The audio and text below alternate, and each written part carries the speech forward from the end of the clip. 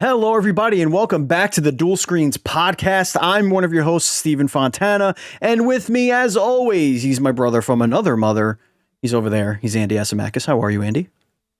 Dual Screens, buddy. We're like in the throes of the Halloween month horror celebration. But the real scary thing, Stephen, about this show, yes, we haven't done a show like this in a very long time. Yeah.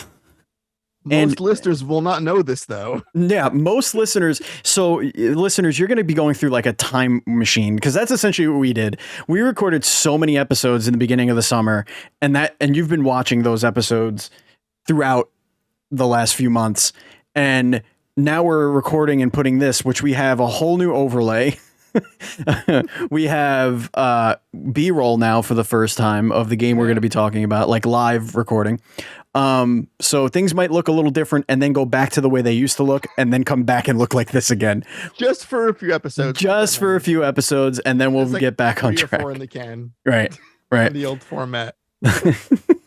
Joining us this week is Stevie Andrea, developer of Zapling Bygone, a twisted metroidvania where you murder your foes and steal their abilities by wearing their skulls and absorbing their consciousness into your hive mind. Stevie, how are you? I'm good, thanks. I'm great. I should record you for like the pitch. It should start like the beginning of the trailer. You have you saying that. I could definitely I could get you some VO if you need some VO. Listeners, you heard that right. Our guest's name is Stevie Andrea. So I think he wins best guest because you have to. Off the bat, I like it. Yeah, you share both of our names, which is incredible. And you and Andy were talking to each other via Discord or Twitter DMs, and I get the same alerts, and I just saw the name, and I thought somebody was trying to contact both of us because like I just didn't know what was going on. So then I opened up the conversation. I was like, hold up. Your name is Steve Andy? Like I was like so confused. But yeah, that's where we're here. Ladies and gentlemen, for those of you that are new here, like Stevie, this is the Dual Screens podcast, the world's #1 indie developer interview podcast, probably. Everyone in the gaming industry, be it a programmer, a artist, a voice actor, director, it doesn't matter. Everybody has a story to tell, and we want to be their platform to tell that story. The show posts each and every week for your listening pleasure on your podcast service of choice, including our home, podbean.com. You could just copy that RSS feed and put it in any player you like. And of course, you can watch the video version on youtube.com/dualscreens.tv. And if you like what you're listening to here, you could support us on Patreon. Go to patreon.com/dualscreens, just like our Patreon producers, Colton the Apprentice Nestler and FNH Paul. We can't continue to grow without all of your support, so we do appreciate you guys and everything you do. And I've been putting up a daily podcast. It's a 5 to 10 minute podcast about random topics for all of our Patreon supporters. So you get that every day, Monday through Friday. And that's going to bring us to the meat and potatoes, Andy. It's time for you to take us to the lead-off question of the night. Yeah, it's really been that long that I totally forgot that we do a lead-off question. I was like, oh shit, he throws it to me now. So on the fly, I mean, this is a cute-ass Metroidvania game, I gotta say, like, and disgusting at the same time. Where did this amazing little game come from? I feel like I saw it once. I think it was Next Fest a few months back when the demo came out. And I was like, okay, I'll give this a shot. It's got pixel art already, ticking the boxes. But it's so good. Like, it's really, really good. And it's got a super kick-ass soundtrack. And I want to know, give me the origin story of this amazing little gem. Give us the sapling of the Zapling. Of the Zapling. Funny you said sapling. So first of all, thanks. I'm glad you like it. Yeah.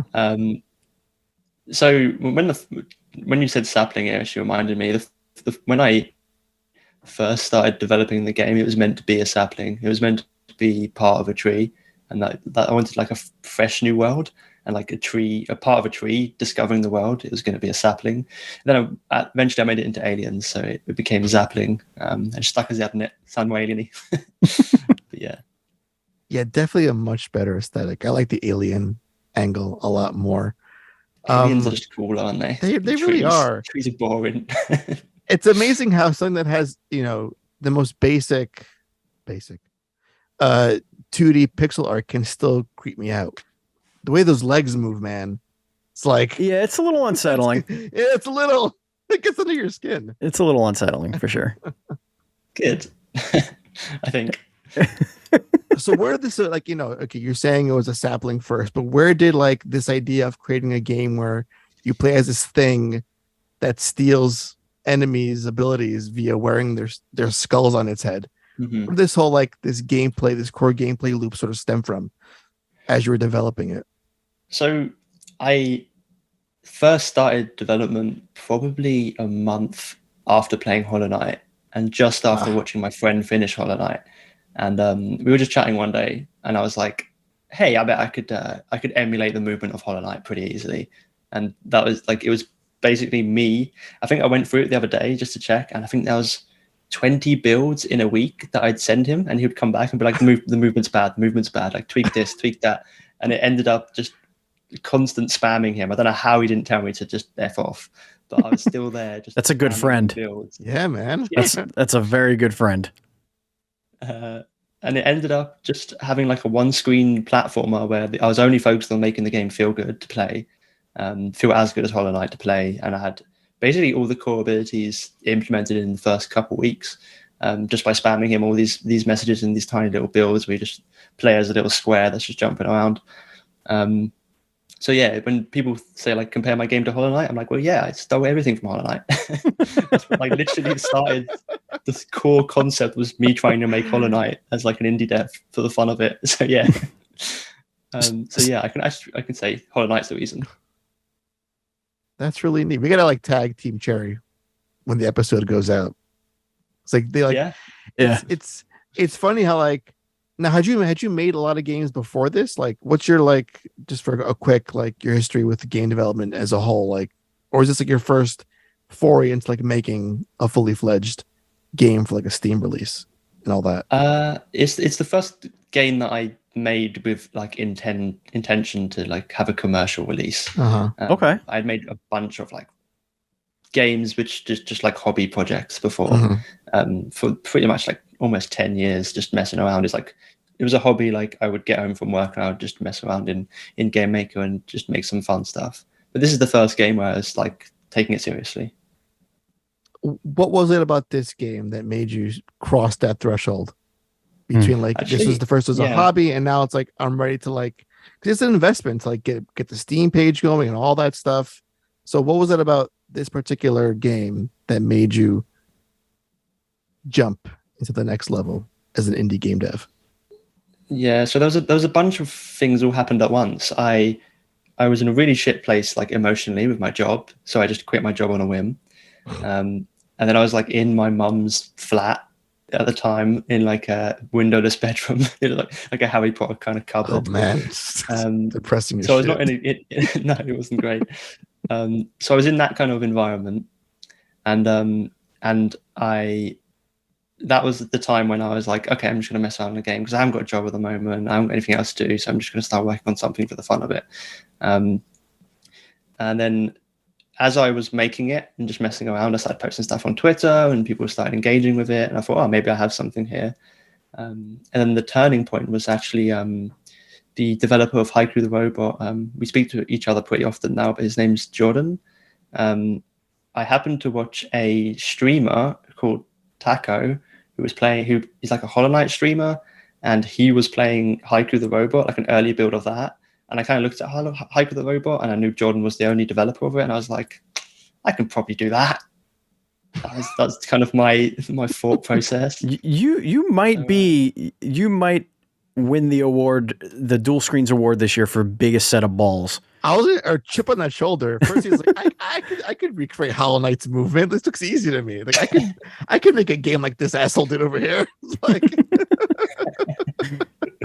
that game that everyone loves and won game of the year in many outlets. Yeah, I could do that, no problem. But like so you were a hobbyist game maker, and you had to you started from, obviously you were, the influence was Hollow Knight, yes, but then you created this absolutely horrific, horrifyingly haunting mindfuck of a world, which is like a whole other thing that takes developers like years to come up with and to figure out. And like you just have this, like, it's not like you just made a cute little metroidvania that feels good starring like a little mouse or something like that. Like, this is a really original design and world and universe that you created. Like, you really created not just the game, but like a whole universe.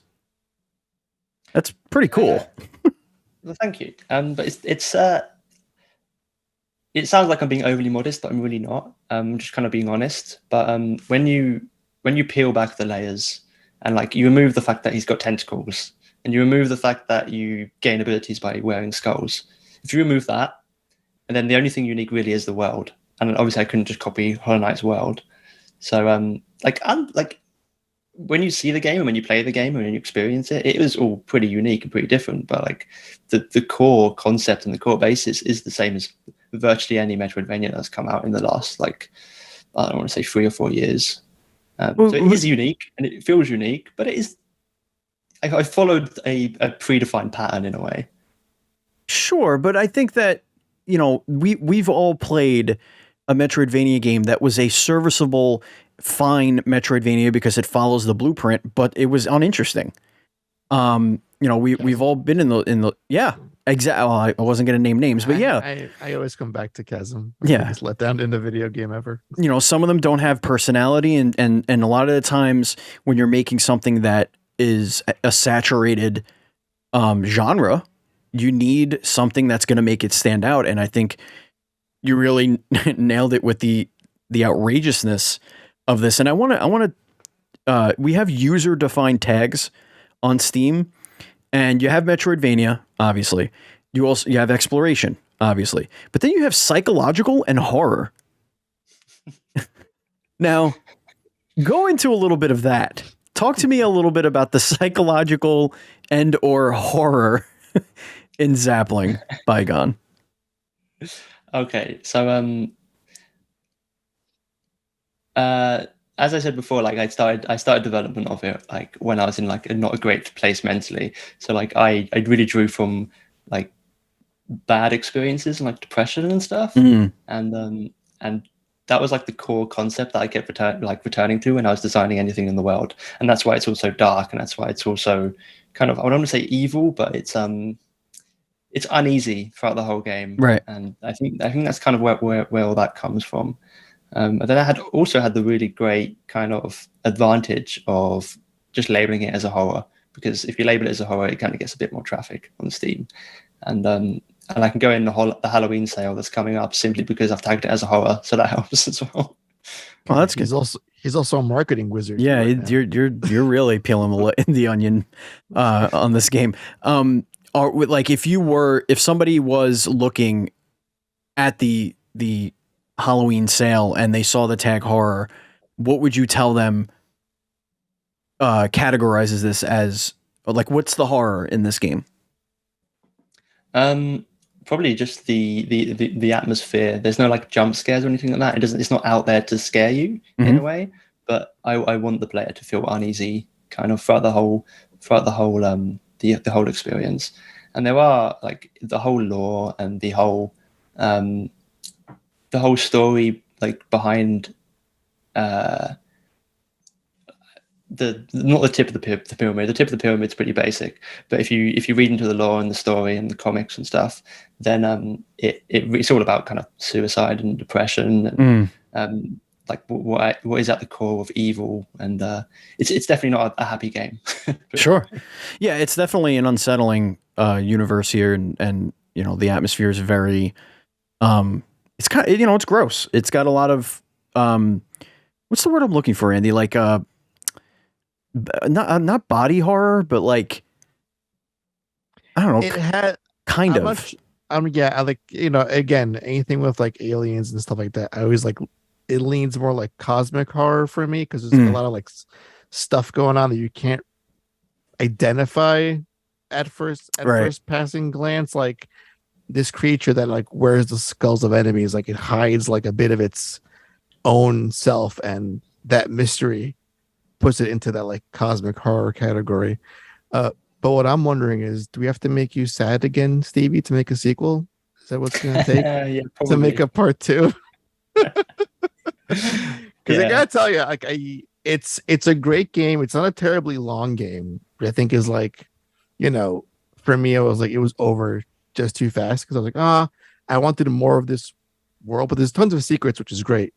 But you gotta like start that part 2 at some point. So just go on Tinder, find someone out there that's gonna break your heart really fast and just use that rage and sadness. No, I don't think I'd have to like get into that mind frame to make a sequel at all. I think that's always within me. I can always draw on that. So because now you know this world that you've created, so you know the lore and what the next chapter would look like. I would imagine at some point. When it comes to lore, I try to.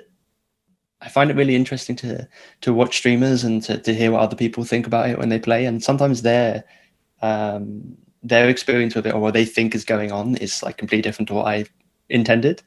But I kind of just take that on board, and I almost feel like when people play the game and they believe that something happened that isn't what actually happened or what I intended, I kind of view it as almost like a history book where like it might not actually be what happened. Like if that person believes that's what happened, then that's almost as important as what I wrote in a way.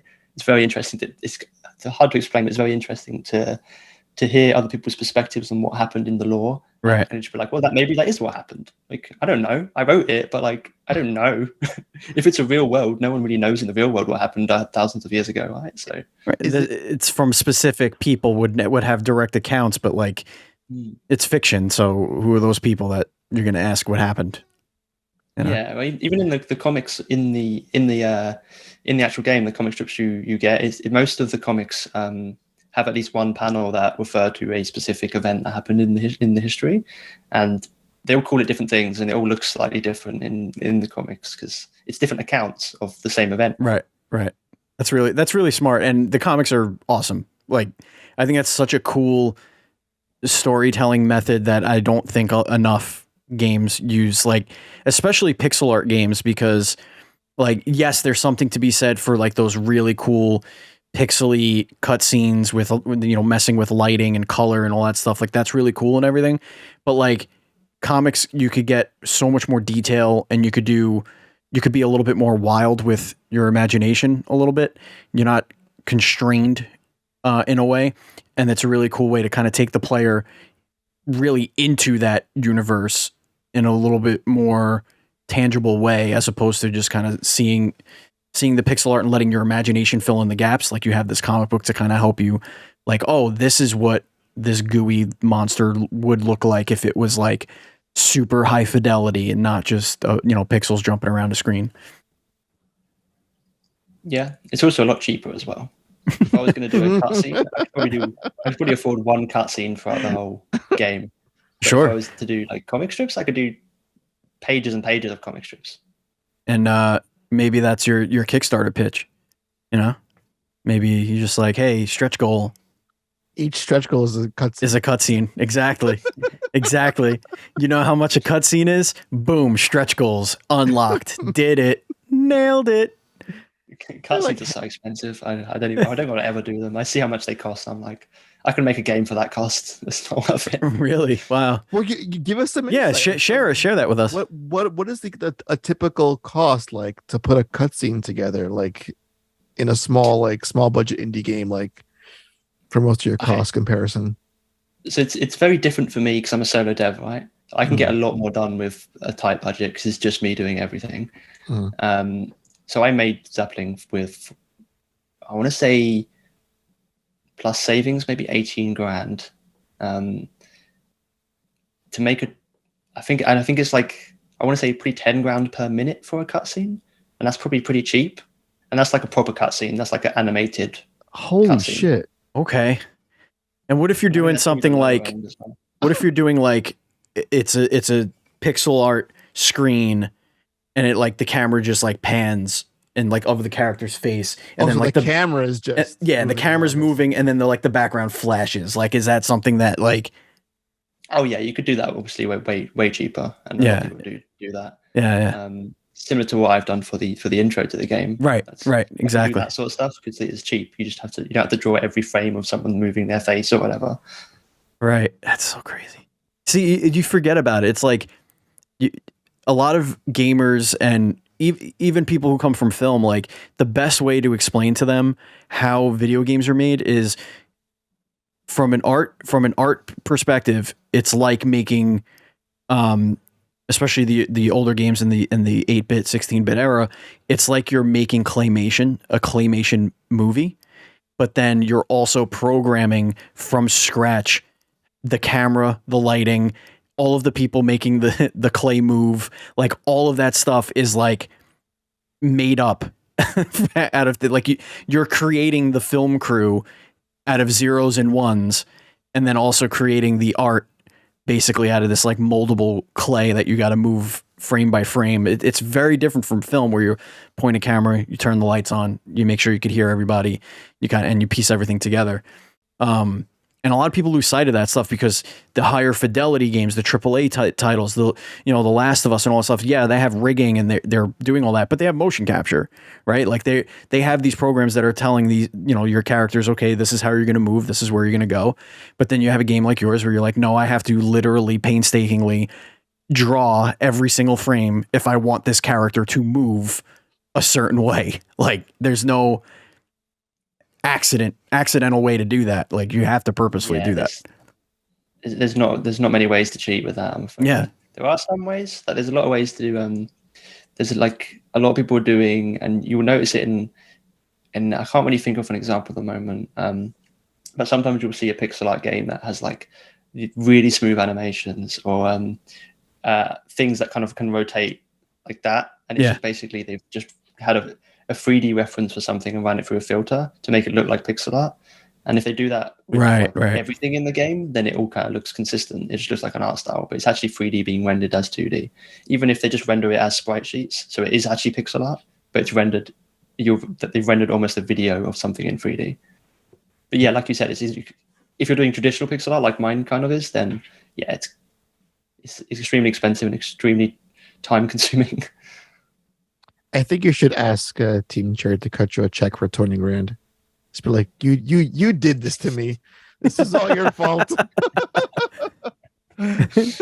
Also, do you have any jobs available? I would like to be happy. I would like to be happy momentarily and then sad so I can make part 2. Reception's been really good. Like I looked at Steam reviews and the Steam feedback. Reception's been really good. What did you this is your first release and everything like that. What has the feedback been to you? I guess for you. And what are your takeaways? I'm obviously super satisfied with the reviews. I think it's currently on 90% positive, which is amazing.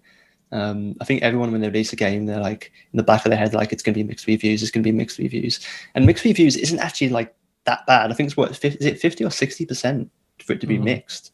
And if a player sees mixed, they just presume it's bad, right? Right. Like if a film comes out and it's like 50% or 60%, you're like, maybe it's still maybe it's for me. Yeah, that kind of thing. I like that fight. Like it's good. Okay, where do I fall? Like I think I'm more intrigued by that. It's like, okay, I could fall in love with this, or it could be caca. So, but I'll spend that $10 to find out. Right, exactly. Yeah. And I think the difference there is when it comes to games, if people see mixed reviews, they think broken game. They think it probably won't even work. But if you see a movie that has mixed reviews, you're like, at least I know it's gonna play. Right. At least I know I'm gonna be able to watch it. And you know what? I blame Steam for that. Honestly, like Steam, they have such a sieve. They just open a valve and they just literally a Steam valve, and they just let this shit pour out. And a lot of the times they like games will get through that don't fucking work, and you're just like, dude, what the hell? And then it gets review bombed, and then you start to have that association. Like the color yellow is what they use for mixed reviews. Just seeing yellow in the review thing, your brain instantly goes warning. Like it's a warning. Like it's the color of warning. And you're like, or think before you do this, buddy, kind of thing. And I think that's Steam's fault, honestly, if we're having a candid conversation here. Yeah, maybe if they split it up between like several categories to be like game works not buggy, but shit. Right. Like that. Yeah. I mean, people would still want to play it because they're like, okay, it's not what people liked, but it works. Yeah, it doesn't crash, it doesn't break my shit, and that. I mean, that's important. We're literally asking like the bare minimum. Can we make sure that we know when a game works? That would be great. Thanks. You should tell the Gotham Knights guys that their Yikes. game works or not. Let's not talk about that. Okay. That's the whole other kind of. They're not indies. Yeah, I am curious though. Like reviews are not mixed there. Seeing the feedback and the reception is one thing, but for you as a developer, how eager are you to jump back into making another full-fledged game for retail? You've seen the process now. It's like the budget that goes into a project like this, and you'd want to, I would imagine, a larger scale idea potentially for your next project. I mean, are you like in this now, like just making games like for retail, for selling, and like just what's your mindset after your first big release like this? So my intention after finishing Zapling, or releasing Zapling, was to just kind of take a break for a while because I worked like a madman during it. Unfortunately, didn't really make enough money to do that, so I'm like, shit. So I've just jumped straight back into development yet. So yeah, I'm already working on something new. I released a prototype literally yesterday. On it just to try and get some feedback. All right, when I say prototype, it is a prototype. It's called Heretics Fork. It's a much smaller title. I need to kind of ease myself back into development after like the years of developing Zapling was fun, but it was a lot of work. I'm not ready for that yet. So I'm doing a smaller, fun, quick development cycle game. There it is. For cheaper. Sure. Yeah. Sure. Would you be worried at all of like having these games be kind of your next game have an expectation based on what Zapling is? Are you worried about that? Or are you going to work on communicating that a little bit? So initially I was kind of scared of that. And then the more I think about it, the more I kind of realized that it almost feels like a good thing to rip the Band-Aid off and just release something quickly and be like, hey, not all my games are going to be like long experiences. Like I can just make quick games as well. Like, as long as once I've released the second game, then the third game might be a longer Zapling 2 or something. But it removes the expectations. Right. Yeah. I just need more of this world. It's just so. Hey, I want to get into the game itself. Like I want to get into like tell our listeners and viewers. What is this? What aside from being a Metroidvania, and we spoke about stealing the skulls and all that. Talk to us a little bit more about the moment-to-moment gameplay. People know what a Metroidvania is, but like tell us what's unique about it. Okay. So what Zapling is he's a hive-mind, and that's how when he collects a skull. He absorbs the consciousness of the enemies, and that's how he gets the abilities. And when you absorb the consciousness of the enemies, then the skulls can actually speak to you, and they can tell you about the world they lived in, and tell you about the planet, tell you some experiences that they've had, and that's how you kind of understand the world around you and the story and the lore and the history of the world. You do it really by not just reading up pieces of paper or books or anything like that. It's you literally absorbing the enemies and the bosses to learn about the world around you. moment-to-moment gameplay. It's kind of like a classic metroidvania, trying to make it as smooth as possible though. So I try to like lean on like Celeste kind of movement and all the insane amount of like checks they do development side to like there's a bunch of words that they use, but it's things like ledge correction when you jump on a right angle, making sure you don't just get stuck on things. Make it the same for vertical, like pogo time, coyote time, like a bunch of real intricate things to make the movement as fluid as possible. So I would say it's like 70% platformer, 30% boss fights, and then the rest of it is just lore and history and the interesting world. What kind of powers are we getting from these skulls? Talk to us about some powers. Power-ups. Powers. The first one you get is to climb on walls. And when I say climb on walls, that's not just like wall jumping. That's like literally wall climbing. You can just move actually maybe even slightly faster vertically than you do horizontally. So it really opens up another dimension kind of to your platforming. That's the first one you get. Later on in the game, you get like all the basic Metroidvania abilities: double jump, dash. Dash has immune frames, all that kind of stuff. And then one of the abilities you get is a laser beam that just shoots horizontally across the screen. And then there's a charm system similar to Hollow Knight, but you get the charms you get, you put into the skulls, and every triangle charm you get has a different will change that beam ability to something completely different. Like one of them is you just squirt kind of Zapling juice all over the place. It turns into spikes for like an AoE attack. Yes, you're laughing at Zapling juice. It just We're big fans of Zapling juice around here. Things squirting just make me giggle. Yeah. What's Zapling's motive here? Why is Zapling doing this? What's the story here? Like, what like, you just crash landed? What are we talking about? No, he done. So initially, when you start the game, or when Zapling, you start Zapling's story, I guess. He's fleeing his home planet because there's a offshoot of the hive-mind, so it's kind of a version of Zapling. Oh no! Don't call it an evil version, but kind of different version. Sure. That's kind of like taking over. The core difference between Zapling and the parasite, which is the offshoot from Zapling, is Zapling only takes dead corpses and dead enemies and absorbs them to the hive-mind.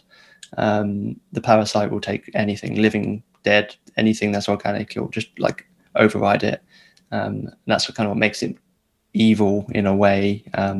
Zapling is kind of evil too because he's still like absorbing consciousness and killing stuff. But at least I don't know if he's only taking it from dead, but he also does the killing. So yeah, you're doing, as the player, you're doing the killing, right? So he was really already dead, but you killed him.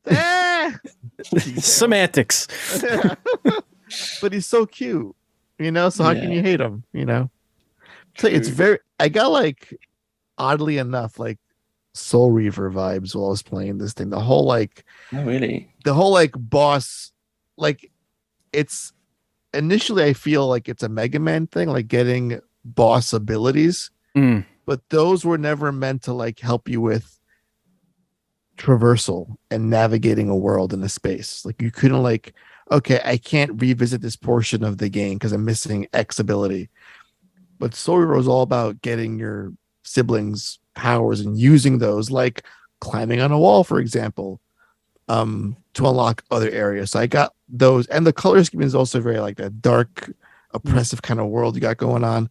And again, it's a great game to think about while I'm playing your game, so that's why I love it as much as I do. I think I played like Legacy of Kain when I was a kid, but I think I played like the Kain games and I never went into Soul Reaver for some reason. Oh, Stevie. Do you want to hear about lore and storytelling? There's your homework. You should play those, and then maybe that can guide you on your next project. Like, I want to make something like this. Because I totally can. Why not? I could do what these guys did.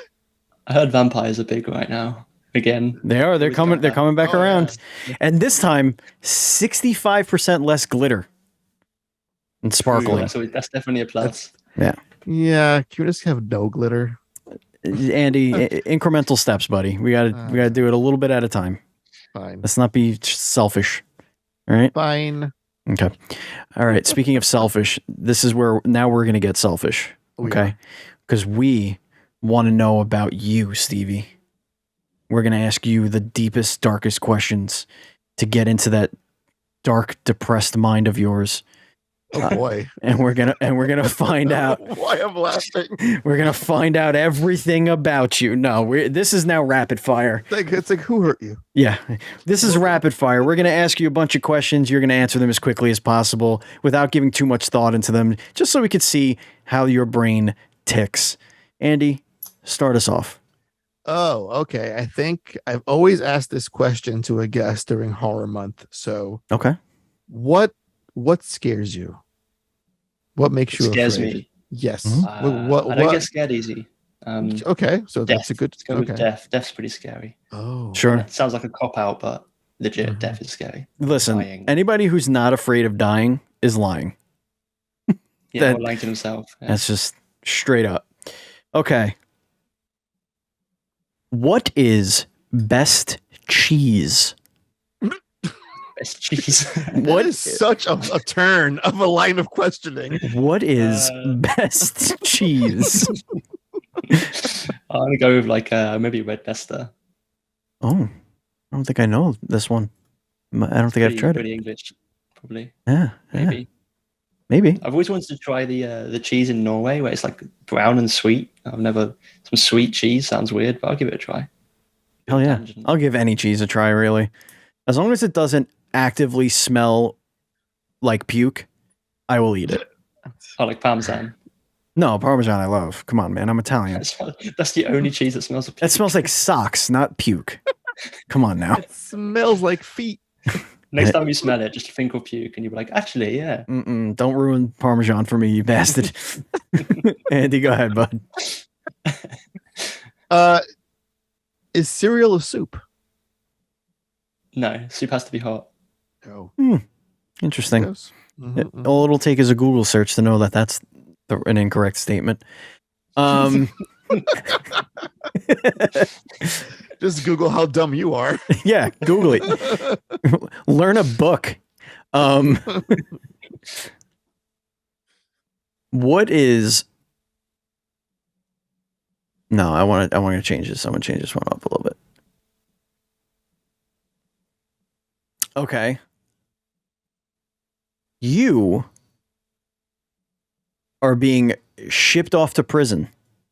You're gonna do your time. What was your crime? What was my crime? What was your crime? Killing someone who's rich, Oh, okay. or like a politician. or Okay, so straight up murder. Okay. something. Yeah. Yeah. All right. Yeah, no baby. We have. I don't think we've gotten murder yet. I think I have to ask this next question. Please do. I think I know the answer already. Okay. Stevie, while you're getting dressed in the morning and you have your socks and your shoes beside you, do you put them on your socks and your shoes? You know, you can put your socks on. Do you put them on sock, and then shoe, or sock, shoe? Well, who the hell has socks and shoes like right next to their bed? Like socks, yeah, socks first. And then my shoes are like down by the door. Right. Oh, I see. right. Okay, so you're leaving your shoe. Okay, I got it. Okay. That's fine. That's acceptable. Okay, he's not a total psycho. If I was in a hurry, and That's what I was had wondering. socks, if I was in a hurry and I had to put my socks and my shoes on immediately, I would go sock, shoe. Okay, so if they're both beside you at the same time, So you're not a sociopath. That's good to know. Right. It's very good to know. I had to make sure. It's tactical as well, right? Like, say if something happened and like you instantly had to do something, like it'd be weirder to have like both socks on, or just a sock and a shoe on, and then a barefoot on the other one would be stranger. Yeah. I would love to see that. Someone with just a one shoe and one barefoot running around. I would Imagine like someone knocked on the door, right? And you have to like quickly to open the door, and you've just got a full shoe on, and then just Is a it the barefoot cops on the other because you one. killed someone? probably. Maybe. Probably. But that wouldn't be a problem because I would have socks on at least. You can throw your shoes at them. Here's a good question. What are you the world champion of? World champion of What are you the world champion of? sleeping. Ooh, that's got a lot of competition too. How can you be a game dev and sleep? Those things don't align at all. Well, you I've never- save it all up. I have never woken up and not been able to go back to sleep.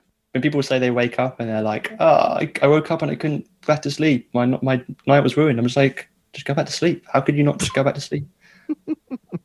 I like you. I like you, Stevie. Yeah, this guy. I'm very similar. I'm so glad that he passed the psycho test. You have no idea. Yeah, that's yikes. That was close. Let's do some would you rather. Yeah, I like the would you rather. I was gonna ask the cake question, but I don't know. I'm not sure if I should ask. We'll see. We'll see how these would you rathers go. Okay, let's see. Would you rather? Oh boy, would you rather always use sandpaper as toilet paper, or maple syrup as shampoo? One or the other. Can I just get a bidet and not have to use sandpaper, or do I? Am I forced? If you use a bidet, you're shooting maple syrup on your butthole.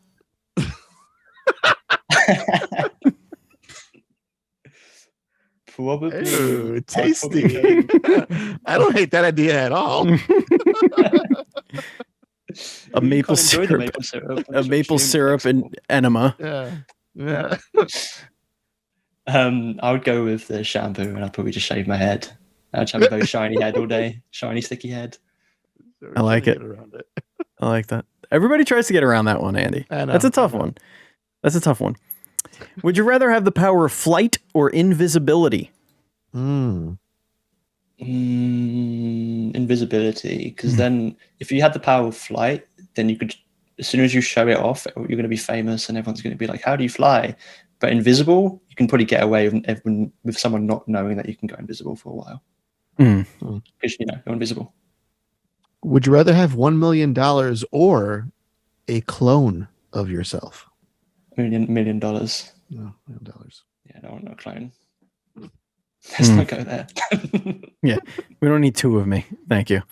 One of our existences is hard enough. Yeah. Would you rather not ever have to sleep again, or not ever have to eat again?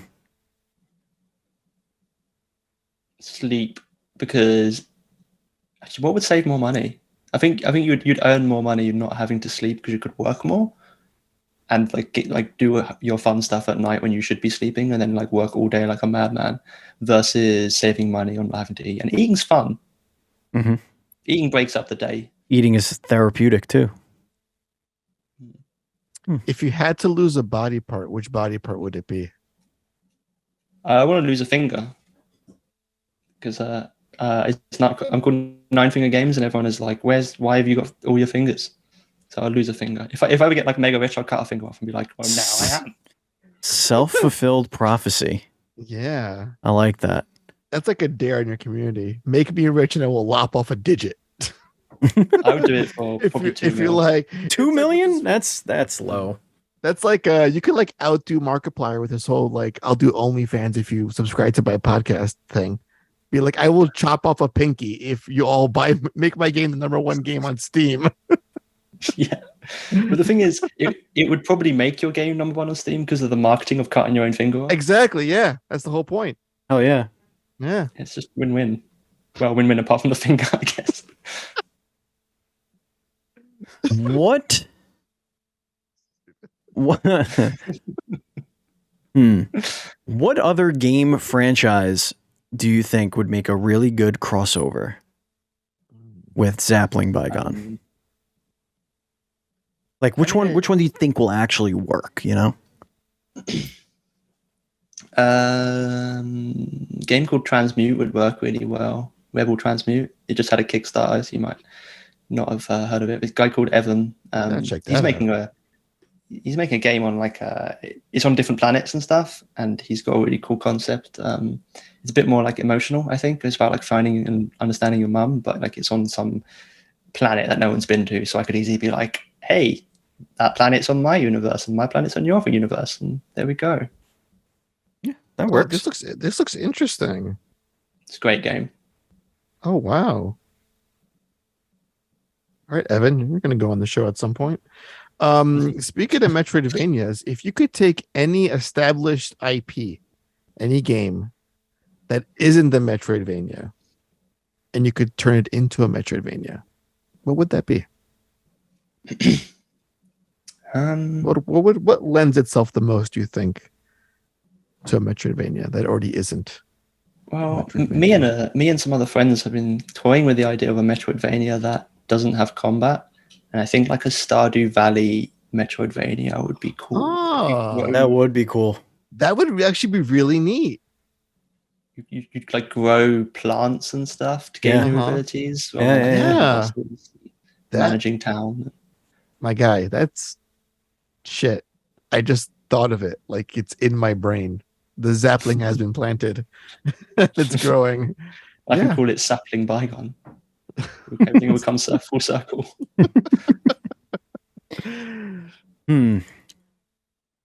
My answer to that question would be Mortal Kombat, Andy.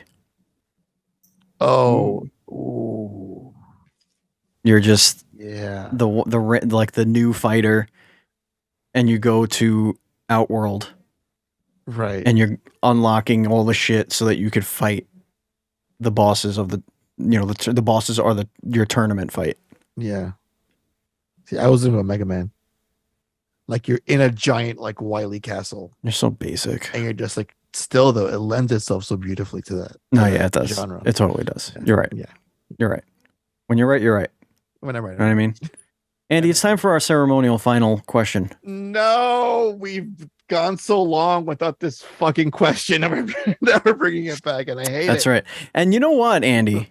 This time, this question holds It weight. does. It does. It holds more weight than before, than ever. Does. Mm-hmm. Correct. Mm-hmm. Stevie, your question, and it's a simple question. The last question. The last question. It's a simple question. Anybody can answer it, and everybody has answered it. That's been on this show By force. By force, we forced them to. So you're not special, no matter what your mom tells you.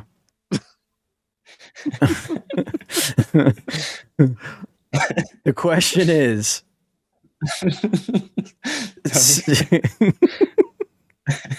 the question is Steven or Andy?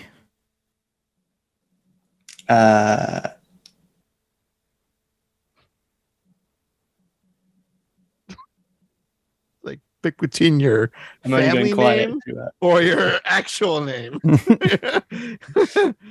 I went quiet to add suspense, but I like it. No, I like it. It's a I good think, touch. Pregnant pause is what they call it. I have to cop out. Because I wouldn't want to put either of you through the disappointment. Um, So Oh, I'm we're gonna say, we're used to it, buddy. You can be as brutally honest as you want. Well, you fuck that guy. Yeah. No, I'm gonna go with Andreas. Aw, what a sweetheart. Simply because I'm sorry, I'm gonna hurt you now. It's okay. Oh, I'm sure, trying go to ahead. make things even and whole. Because I prefer my first name than my surname. Because Andreas is a really common name in Cyprus and in Greek, and Stevie and Stevis is pretty rare, pretty more unique. So I think I prefer my first name than my second name. So Stevie is better than Andreas. So there we go. But you picked Andreas. Wait, yeah, I picked it the wrong way around. Oh, no. We don't know. There's no context. So maybe you picked Andy to just jettison him into the fucking ocean. We don't know. We don't know. We don't know what you did. Have you got a tally? We may have a tally going. Yeah. You say you have a tally. I'd love to see the tally at some point just so I can make sure it's accurate. I'll tell you what, Andy. You go through all 322 episodes where we ask this question. We have new staff for this. We can have them do it. Yes. and I'll tell them whether or not their count is accurate. Oh, Okay? We'll do that. got it. Well, Stevie, This was a you are blast. This was a lot of fun. you're the rare find. You are an amazing. And you're going to have a quick amazing turnaround on this new Yeah. game, so we're going to get you back on the show to talk about that one pretty soon. before you know it, you know what I mean? Where can people check out that game, the prototype? Yeah, the prototype. Why don't you, because, maybe people want to follow the current development, how you're brainstorming, maybe give you some feedback on that as well. You said it was on itch.io. Yep. So the prototype is on itch.io as of today. I uploaded that today. Nice. But the Steam page for the full game is up. So if you want to wishlist it, go to Steam. That helps me the most. If you want to play test it and just have fun with it or provide feedback, then go itch.io. But the game is called Heretics Fork. Heretics Fork. I'll look that up right now, actually. Beautiful. All right. And then obviously, where can everybody find Zapling Bygone? Zapling, probably best place is Steam. Just search Zapling Bygone on Steam. It will pop up and hopefully you enjoy it. Yeah. Depending on when this episode comes out, there's a Halloween sale that starts on Halloween. So awesome. maybe buy it then. Okay. Rather than paying for a little bit more. All right. Awesome. Ladies and gentlemen, that's going to bring us to the end of the show. If you want to follow us on social media, we are at duel_screens. I'm at Batchild27. Andy is at PantsGuy. And our Facebook group is facebook.com/groups/DS podcasts. If you want to follow us on Twitch, we're at twitch.tv/dual-screen-streams, where we record every single week. We're up to 22 episodes of Indies Nuts podcast, the indie gaming news, reviews, and previews podcast, which has been doing really well, getting a lot of really good feedback. And we actually had a developer of one of the games that we were talking about actually listen to the show or watch the show. I think they watched it. And now we're going to get them on the show. So that was really cool. So yeah, you can check that out. Again, go to patreon.com/dual-screens if you want to support us on Patreon. That's going to do it for us. Thank you, Andy. Thank you, Stevie. Thank you, Internet. And as always, please be excellent to each other. And go by Zapling.